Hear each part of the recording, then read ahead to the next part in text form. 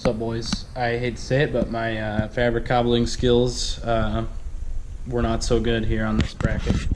I mean, I guess you can see now it is tweaked. It's not like terrible, but this side pulled apart on this guy and then bent. It bent this because it was bolted down right here. Bolted down right here, and then evidently the welds back here were good enough to where it held it, and it just tweaked this down and twisted the diff just, you know, slightly, because it broke. All of these welds were not good, and all of these welds, but then back in here evidently it had enough chooch to hold it on. So I didn't realize that had broken until just now. I repainted this thing because we re-welded that on another day. This broke first, this section of the bracket, and we got at that point I had gotten a 220 cord for the MIG welder, and this thing is solid now. That we welded it with 220. It's not pretty. We put it together in like fucking 2 hours or something because I needed the car for something or other. I can't remember. It was a while ago. And then I finally got around to painting it, but just visually the penetration and everything was just so much better. There's less pieces. It's only a two pieces here and then two pieces here welded together, and then bracing, and then now bracing. So anyways, it's, I guess, neither here nor there. That's everything on this is holding up, but now I gotta try and flatten this out and fix it, which is a bummer. I'm probably gonna TIG it because I don't really like the welds on this thick steel that the MIG that I have produces, even on 220.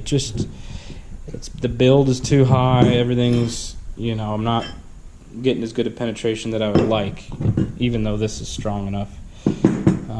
Now that I have time, I'm going to TIG this. This was a rush deal, which obviously is MIG welder's strong suit, but we'll do this right, I guess. So, alrighty then. Couldn't get the grinder in here, but luckily the welds were shit, so it was easy. I took a little bit off with the carbide bit on the Dremel, and then just hit it with the hammer and chisel in that groove that I cut with the carbide bit, and it seems to be coming right up. So it just broke off of the metal because it didn't actually get any penetration. So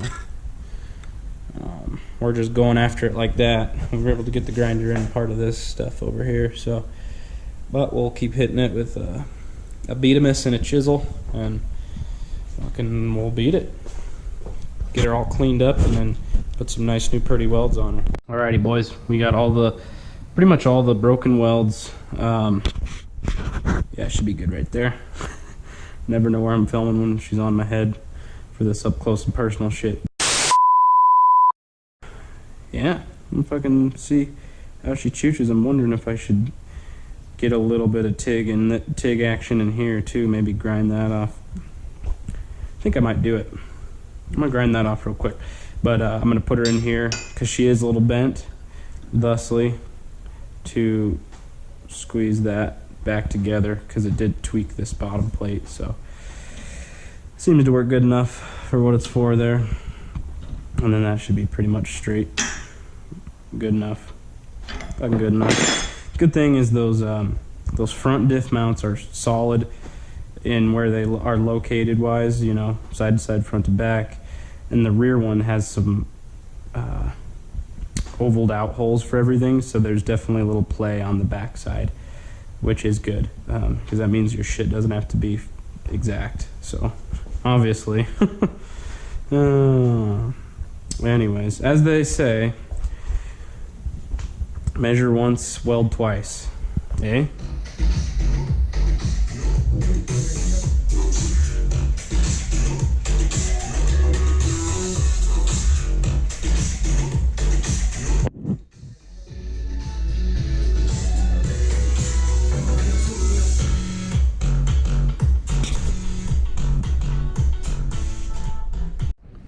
Alrighty, boys, I got my headers back from pristine powder coating in Denver, and they look freaking mint. Here they are.